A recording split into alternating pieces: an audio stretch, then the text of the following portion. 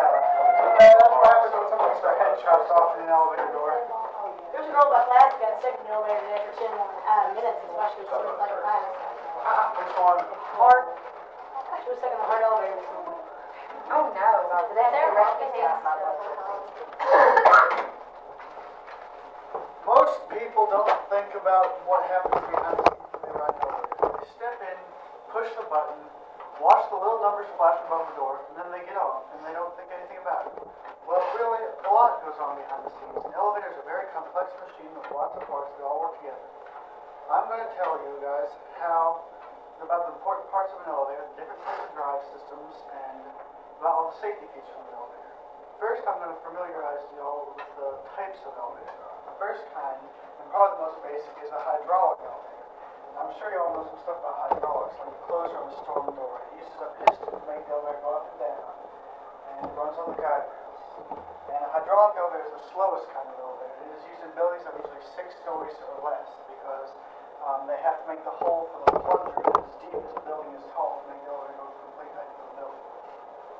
The next type of elevator I'm going to tell you about is the geared traction elevator. It uses a system of ropes and pulleys somewhat similar to this one. What I'm showing you all is gearless. I'll get that next. This is the elevator cab right here. The ropes are attached to the top, go over the pulley, and then are attached to a weight to balance off the weight between the elevator and the weight, so it puts less strain on the motor.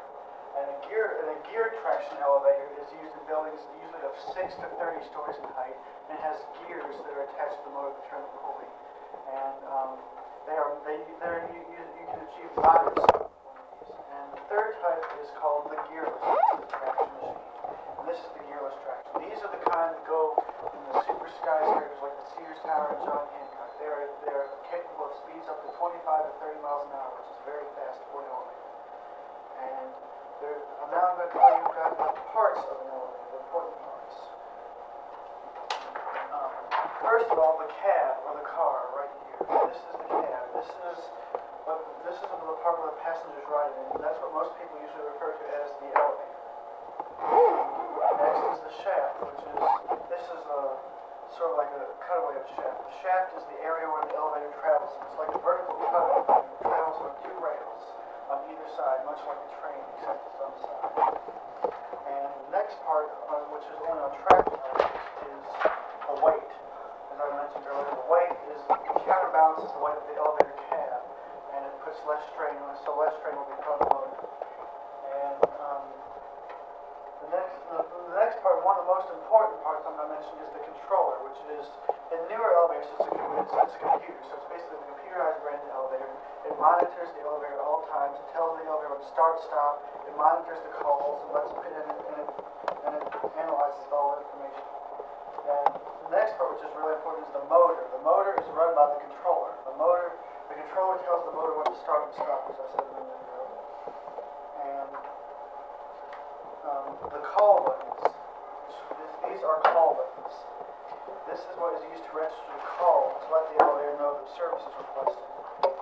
And the operating panel, which I had an overhead but didn't count too well, I'll pass it around for speech, is the panel inside with all the numbered buttons that you push when you want to go to your floor.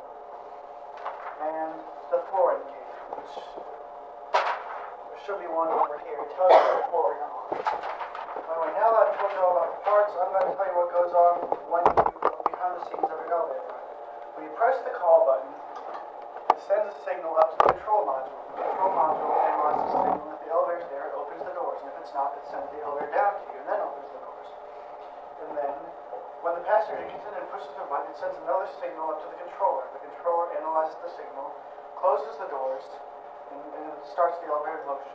During the trip, the controller is constantly monitoring the elevator's speed and position, and it lets the passenger know through the floor indicator. And some elevators have a vocal module that talks to you as you're passing the floors. And when the elevator nears the floor that you've selected, the control module slows it down to a slow speed called leveling speed, which is so it can accurately level off the floor. And when it gets to the floor, the control module stops the elevator, applies the brake, and opens the door. And then the user gets out, and now the elevator is ready for the next user to use the elevator. And I'm sure this might have crossed your mind sometimes. Yes, emergencies and malfunctions can happen with elevators because they are a machine just like anything else. And any machine is going to screw up sometimes. So elevators have communication systems in case of emergency. All elevators are required to have an alarm bell. Some have telephones in them, so you can call for help. And probably the most common emergency is when the elevator stops in between floors, or known as the lightning expression, it gets stuck. The first thing you should do is you should try pressing another floor button, because sometimes something just went wrong with the controller and it needs another signal in it. Because some of the older ones are mechanical and dust can get in them and screw them up. And if that doesn't work, try the open button. And if that still doesn't work, then you should use the communication devices such as the alarm bell or the phone to call for help. So, just the most important thing is to remain calm. The next type of emergency, it's probably very, very, very rare, is if the rope breaks. And yes, if the rope breaks, the elevator will fall a short distance. And all elevators now are equipped with a device called a safety, which didn't turn on this one. This is Otis back in 1998. He invented the safety. It grabs onto the rails that I showed you in the earlier illustration and stops the elevator from falling. If you are in an elevator when this happens, you should use the alarm bell or the phone to call for help and let them know what happened. And don't move around too much because I don't trust those brakes.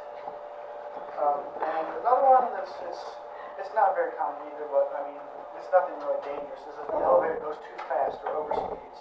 The control module will sense that the elevator is overspeeding and will apply the emergency brakes. The elevator will stop very abruptly, and if it's one of these computerized ones, it will usually start to come back up. But if not, you should call for help using the communication devices I described.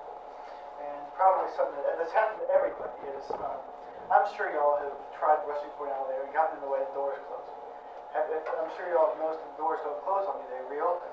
That's because they have a safety device called, it's called a buffer or something like that. And if you get in the way of it, it signals the controller that something's in the way of the door, and it causes the doors to reopen. Basically, that's what I'm going to tell you all about elevators. Now, if there's any questions, feel free to ask. Yeah. Yeah, I'm just curious. Can you go into detail? I've heard, like you said before, that you like to study elevators and stuff.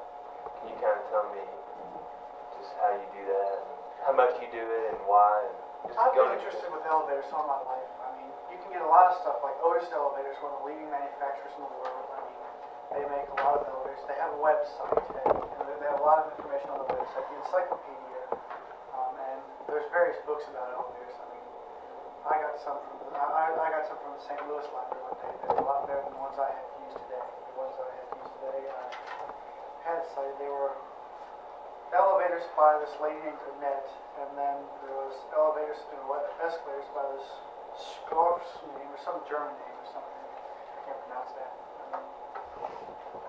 I was just curious about your personal elevator study. Like, how much do you do it? How do you do it? It's basically been a lifelong process. I mean, I've always been interested in every opportunity I get, internet, encyclopedia. I mean, like, do you do elevators, like real elevators, get on and just ride them? Yeah, I've done that for entertainment at times, and I've talked to people that fix them. I've watched them install elevators. That's where I got some of these parts from these parts here from the old Fine Arts Center. You know, the tall those from the old elevators. I'm sure they might look familiar to some of y'all. Yeah, Brad. Yeah, I got a comment, man. I remember for a long time the Fine Arts Building, that was missing. Yeah, right. Do you remember that? Y'all remember that? Yeah, I do. The wire stuck. Yeah. Well, anyway, that's not my. I didn't steal it. I'm not a thief. Let me ask you this. Well, maybe they just couldn't find the part for some reason. Let me ask this. What is the fastest elevator in the world? I mean, I don't know now, but the last time I heard it was one in Japan, and they could go 60 floors in like 20 seconds. The fastest one I've ever been on was in John Hancock Tower. It goes from it's an Otis elevator. It goes from the lobby to the 94th floor in 39 seconds. How does it do that? Why? I mean, is it on a pulley system? Yeah, as I said, it's an elevator just like this kind of elevator right here. It uses ropes and pulleys. Well, how do they keep people from, getting smaller and stuff? Because of course. Oh no, it's you can feel. I mean, nowadays the Empire State Building has some. Those are older elevators. The Empire State Building has the elevators to the 86th floor. They go almost that fast. You can't even feel them start and stop because the computer starts them very slowly. I heard like if you're going down in the Empire State Building and jump up in there, you'll like suspend for a few seconds. Is that true? I haven't tried that. I don't know. I've never been to New York. I just Yeah, Yeah, I mean, the ones with John Hancock, you can feel them moving. You can really feel it. Your stomach does. It feels like going on a roller coaster. I believe you had one overhead there you didn't use, the one, Oh, yeah. you want to see an example of, this is an example of an elevator, much like Faculty Hall. Did that look familiar to y'all? Those are people. Yeah. Is that Faculty Hall? That is, I just came across that in the books, and I found it interesting, and I thought y'all might want to see They it. took that picture, it was like, They set up some fake walls, and they just had a whole bunch of people standing there. I don't know if you can see, but this guy has his hands on this guy's shoulder, so I don't know what they are. Good. I mean, you can see it better in the book. How can I tell if an elevator notice elevator? How can I tell if an elevator notice elevator? I mean, a lot of others they have on the, the floor plate right where the door track is. They'll have like the name printed down there or on the wall somewhere. Otis, that is a good company because I remember I worked construction in the summer, like high-rise construction, and the Otis people came in and everything. The elevator in the old business buildings at Otis, and I think that might be the one on Otis campus hall. Yeah. The last question. Well, I want to know, like, can you tell us some interesting stories, like how many, like, how many people die a year in elevators, like famous people falling down the elevator shafts? I'm not really familiar with them. I mean, there are less. Elevators are supposed to be the safest means of transportation available because there are less than 20 deaths. actually, I can add something to that. About 3 years ago in Cincinnati, that's where I'm from, an elevator went through an apartment, dropped from like the 4th floor down, and it killed about 5 people in the elevator. It was terrible. But you do rarely ever hear of elevator deaths. Well, people usually get attacked in elevators. Yeah, I mean that's what. Nowadays, when I don't think that's always his fault. when you press the stop switch, now it rings the alarm bell. That's to protect women. Have you ever seen those movies where they're in the elevator and people jump out from the little, where the blood starts dropping from the Have top you and seen Mission everybody dead up Impossible? there? You have seen Mission Impossible? Movie? You need to watch that. There's an awesome Oh, no, elevator no, scene yeah. in there. There's an elevator scene in there. The You ever seen Last Action Hero? Yeah, Kills a there's guy a lot on of top. time. You ever seen Last Action Hero? No.